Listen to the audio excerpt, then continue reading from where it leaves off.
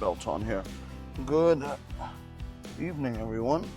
So, just wanted to, heading out to work. I'm gonna try doing these videos. I'm gonna try to do these videos and have my moments of, driving to work type thing. Just trying to mentally prepare for work, prepare for the day. Although all you see is nights, but prepare for the day. And, get prepared. And kind of want to take you through the day-to-day of what I do throughout the day. And not so much because what I do in my preparation, so I'll have try to see these, it's almost like a faceless video, but not, obviously it's just me, but it's just more, I'm in my thoughts, want to reflect and everything like that. And today I wanted to just talk about I don't live with regrets. I recently did a speech at one of the local colleges here. I'll put the video up here once I edit that one out. And I had to, part of it was called Unleash the Warrior Within. So it was part of me talking to entrepreneurs or BS entrepreneurship students here, young kids in college that are going to go into the business world and just kind of how to mentally prepare to getting in that life. And I had no choice but to reflect too. So I wanted it to be a very personal talk, just more of what my experiences have been, some things that I have identified from transforming myself into the version that I am today, and just a constant refinement. That was one of the bases for me to show them and tell them and just to convey with them. And I had a lot of fun because I had no choice, because I meant to do it, to relive certain moments of my life and certain moments of that journey of whatever I believe, the entrepreneurship journey is. And I've come to just this point in my life where I have to just learn, and maybe this is talking to somebody out there. I don't know who I'm talking to, somebody out there. Living through your regret, learning to let it go, or reframing it in a way where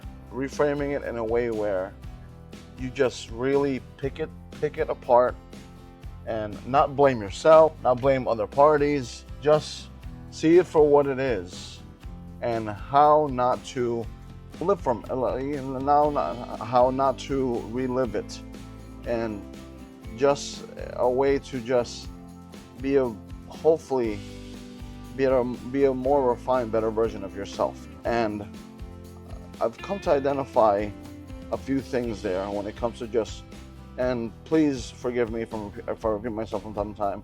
I'm just openly just talking from my brain, from my chest. I don't want to be emotional, but just when it comes to chest-wise, but definitely breaking it down into what I identified as I don't want to do this again, or finding certain things when it comes to going into business dealings, things that I identify as in I've been here before, trust my gut, and I don't want to move forward anymore because I've been here before. So I'll just share with you roughly what, thinking out loud. But forgive me if it's not really a well thought out process, because this is a mental exercise of me just creating content while I'm on my way to work and off the top of my head. So the best you'll get from me is unscripted and raw. So, when I have to do business dealings, because, unfortunately, you do to a great degree get burned by your family and or friends when it comes to business dealings, and you're caught between this place of do I get angry, do I because you are going to get angry, I'll be honest with you, but do I pursue that anger, do I hold that? Because then there are moments of I should have known, I should have been smarter and things like that. But sometimes hindsight is 20/20, and I've identified when dealing with people, because obviously you have to deal with people when it comes to business, I am very keen on being or just trying to go deeper and seeing how this person is. If this person wants to go into business dealing with me, be partners in some way, how they are as people. Not so much as a business partner, but people. Like, I am very keen on watching how they are with other people in front of me, how they are with like people that they deem are beneath them, and if there was a ladder of a hierarchy, if they're a manager, how are they treating them at janitors, how are they treating their staff and things like that. Like, and this, I have held strong to this. I have really held strong to this for a really long time when I'm dealing with people that I do business with.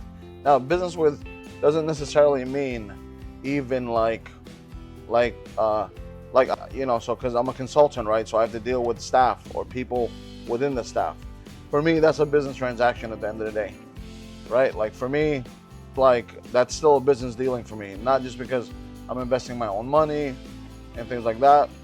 It could just even be coworkers. That whole entire transaction of just dealing with each other, right? It could be some other manager in your department, or another manager in another department, along with your staff, along with the upper management. It's just everyone. Like, what is your, look at this, you know, how do you deal and how do you kind of like gauge how people are when you're doing the day-to-day? Can you trust them? There's a lot of things there so there's a lot of things there that I start looking into, like, how, you know, if I can trust these people, if I can trust them with my word, trust them with our conversation, trust them that they're gonna look out for me as much as I look out for them, and ultimately look out for the business.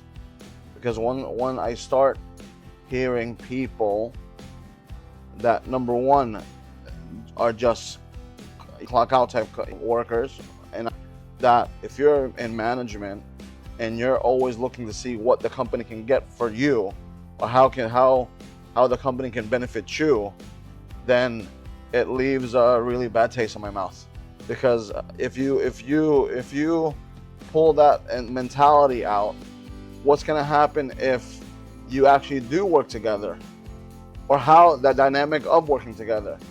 See, this is like, I mean, comment down below if you think I'm thinking too deep into this, because I'm telling you right now, me personally, I gauge my levels of trust in this way. These are one of the ways that I gauge my levels of trust when I'm dealing with people, because see, for me, I've always believed that if they're gonna be fake to your face, they're gonna be fake to your face. They're gonna put on this a character, a representative in your face that they believe, that they think is gonna appease you or make you feel as if it's, you know, they share the same mission and vision with you. It's when they pull away, or you pull away mentally, as in like zooming out, maybe 30,000 feet up per se, and just looking at the whole big picture. How are they treating the staff? What are the side comments that they're making? You know, like, what type of, you know, like, mannerisms do they have?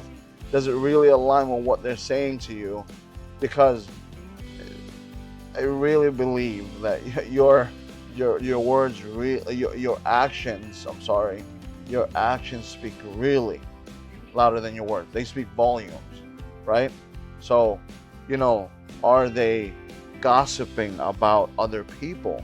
Are they consistently pessimistic about something about the process?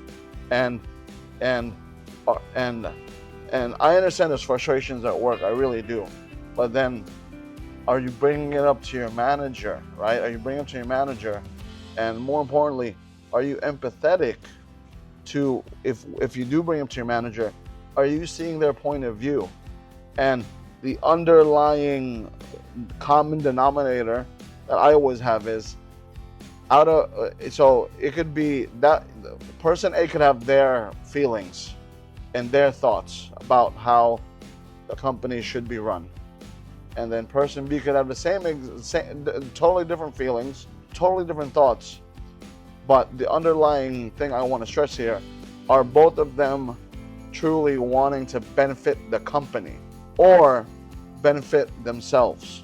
So for me, this is a very gray area, because you try to dig deep into it, or I try my best to really, kind of like one of those things is using my gut instinct, and then also really looking at it like a big picture wise, like whatever this person's saying, does it really align with making the company grow, or just is there a contrast between the, like when they're presenting their plans and their vision and what they think their thoughts are for this particular problem, issue, or whatever that you're facing together as per the company. If you look at it from the big picture and really map out their thoughts, map out the stages of what they're thinking, because what is the result of if you move forward with what they're thinking?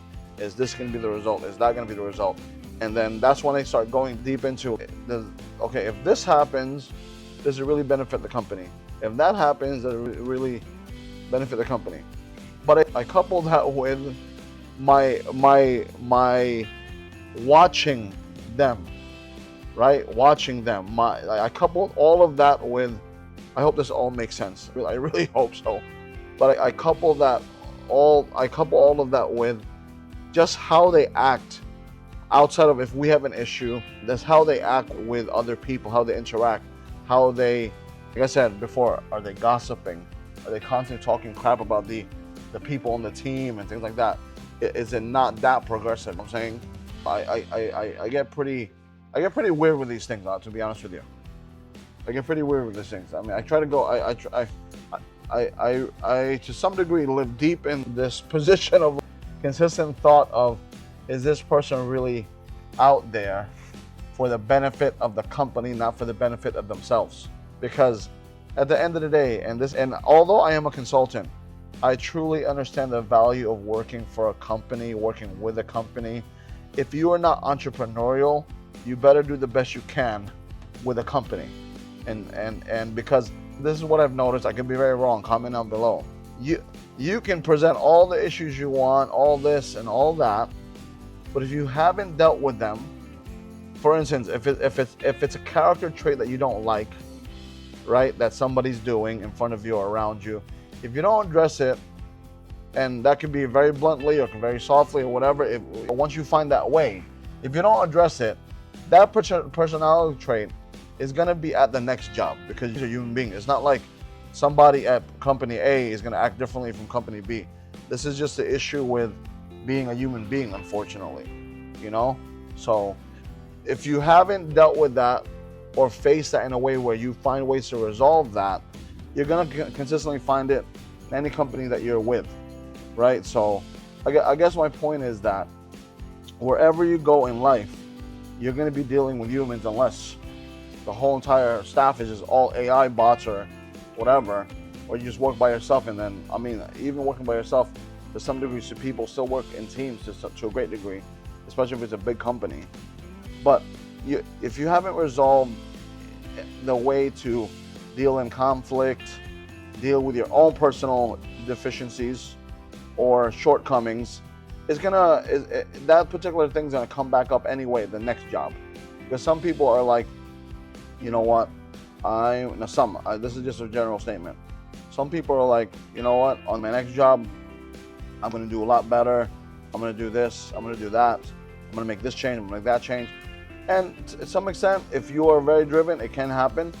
But I have noticed over dealing with so many employees, so many clients, that there's human tendencies that always come up, right?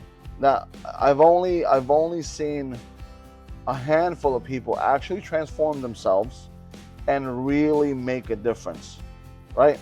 Now, at one point in my career, or whatever I was, because I'm 43 now, in my 20s, I used to be that guy. I used to be that guy who didn't take on accountability for themselves.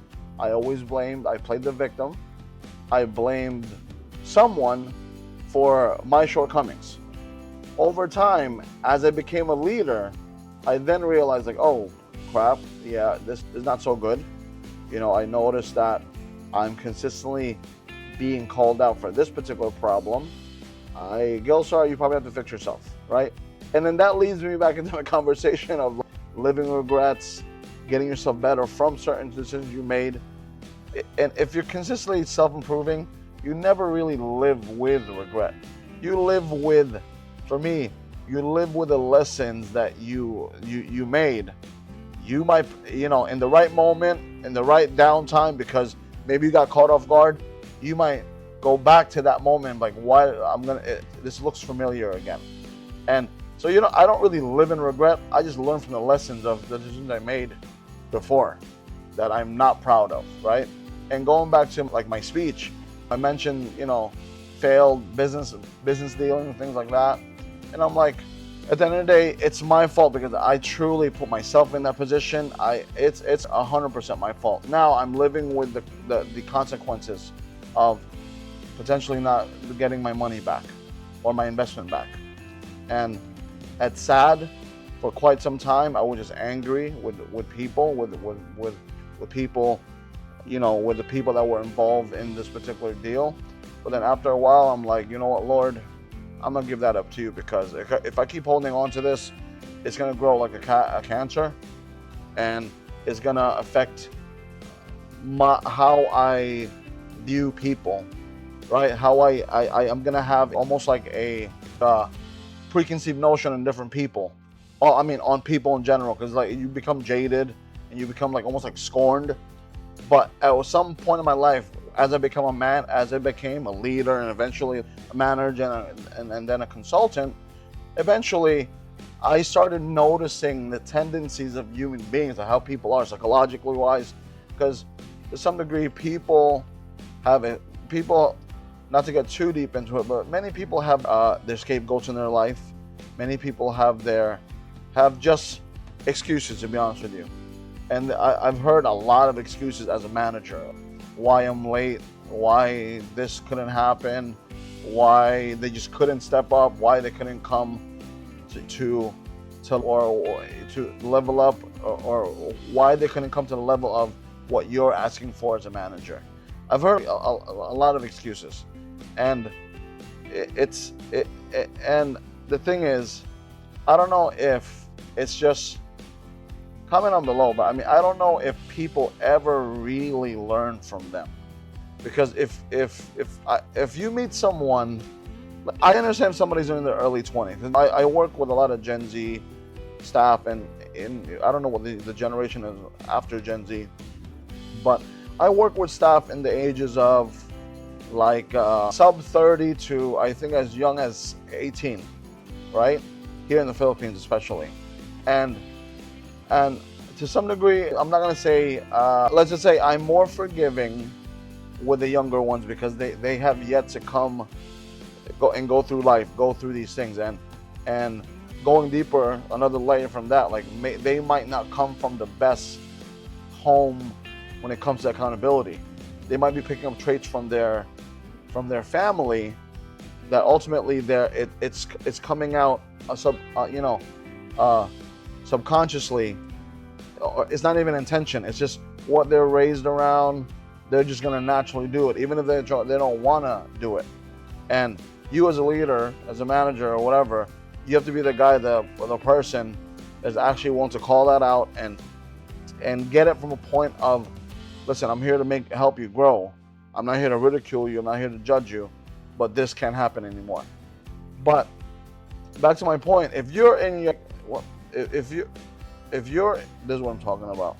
This is what I hate about here. If you're in your 30s, mid 30s, leading, going into your 40s, and I go deeper into like understanding what you did for a living or for a while, and the same thing keeps popping up, the same problems keep popping up, then I'm gonna have to say that that's a you problem at the end of the day. Because if you're in your 30s or 40s and you're still in the workforce, and I know that you've had many jobs throughout the years, and I start seeing patterns, and you haven't really for me, you haven't really learned from your mistakes. You haven't really learned from the interactions that you've had throughout life. God forbid that you are a leader of some sort. And I really believe that you haven't really taken the time to reflect on you as a person. Now, not everyone's out there to be like, not everyone in the world is out there is built to be a leader, right? I totally understand this. I don't expect every single person in the world to be a leader. Then you wouldn't have any people working for you, or entrepreneurs, mind you. But I do expect you to, as a person, kind of reflect in life as to, okay, man, like, reflection really helps you grow, to be honest with you. Like, reflection in a way where you're not pointing fingers at anyone else as to your shortcomings. That's what I mean by reflection. Because there's an exercise that I do. Thankfully, the company does it as well. The CEO, of the company that I work with in Davao here, that you have time to debrief at the end of the day. You look at things that you did well, things that need to be worked on, and from there, how you can improve once you assess the whole situation. Now, for me, I've been doing it for years, and I really believe that has been a huge mindset shift as to my personal growth. Really reflecting, seeing, and being really honest with yourself when you're in a room by yourself, literally by yourself, just maybe you staring at blankness as to, what did I do bad today? What could I have done better today? Could I have just, like, done this or tweaked this? Even like really reading yourself or journaling that whole entire situation. I don't journal as much as I used to. I start using like videos like this and things like that to kind of, for me to mind dump, and I do like my walks in the morning to really do that mental dump of how to get better. I have realized that I have made leaps and bounds when it comes to personal development, and especially for me, I used to take everything personally. I got to the point where I understood that really good leaders will point things out about you that you need to fix about the particular situation for the most part, not so much you as a person. And because I used to take it very personal, like, what do you mean? Am I not this? Am I not that? I'm like, you know what? Yeah, I'm not perfect. I understand this. I'm gonna correct this now. I need to correct this now. So those are things that constantly go like in my mind when I do these debriefing moments, and hopefully that'll help you as well. Kind of like, arrange your thoughts and improve in general if you're not doing it now. Because, I just kind of want to give you an insight, hopefully, not think the way I think, but kind of like see my perspective of things.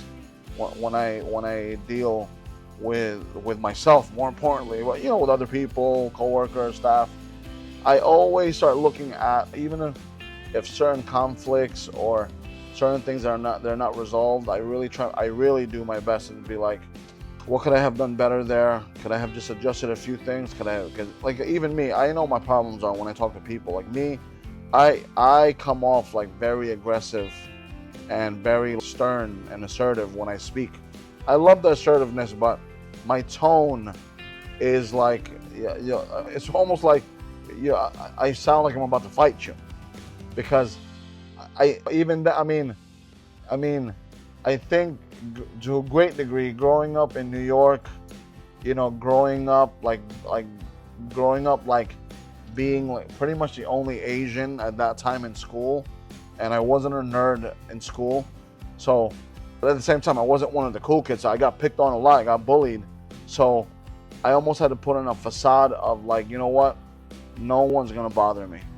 No, I'm gonna make myself known that no one's gonna bother me. So, over time, that morphed into, no one's gonna use and abuse me. No one's gonna step all over me. So I had to put my guards consistently up.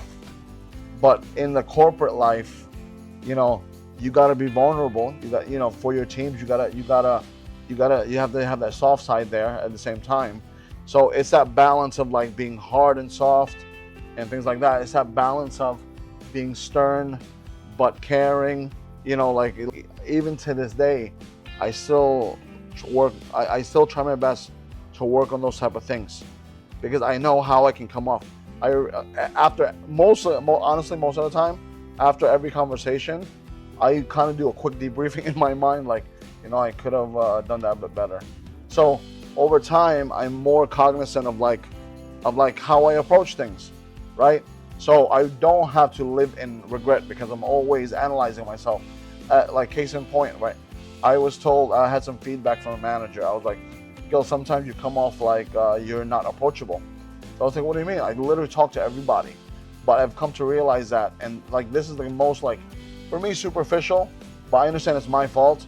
Like when I come into a room, sometimes I look like I have like a scowl, like, like I'm super like aggressive, like I'm super like assertive in certain ways. So when I'm dealing with people, right, I'm like, I look naturally aggressive already. So now when that happens, so I'm like, oh shit, this is all that. This is freaking packed over here, dude. Packed over here. Let's work around with it. But yeah, I mean, that's what I face sometimes. And literally, like, I analyze myself, you know what? Yeah, like when I walk into a room, I have to almost look like I have a smile with my teeth out, but more of a presentable face. Because at the end of the day, yeah, if I'm a leader, right? If I look like I'm having a bad day all the time, people might not be willing to open up to me and really get to the crux of any matter, right? So once again, I'm about to jump into work, but some of the takeaways I would love for you to have is, don't live in regret. We all make mistakes. We all make decisions that we're not really proud of, or we could have, if we had a chance to go back, we might have done it a different way. Obviously, none of us are time travelers here to a great degree. I mean, maybe comment down below if you are. But all I'm saying is, there's that time and place we have to sit back, really reflect, and the next cycle around, when the opportunity happens again, do it better. And I ultimately believe that's how you get better in life, just not at work, but just like literally in your personal lives. But those are just my thoughts. Comment down below what your thoughts are. Would love to just get your feedback and everything. But yeah, take care, God bless, and I'll see you in the next one. Bye.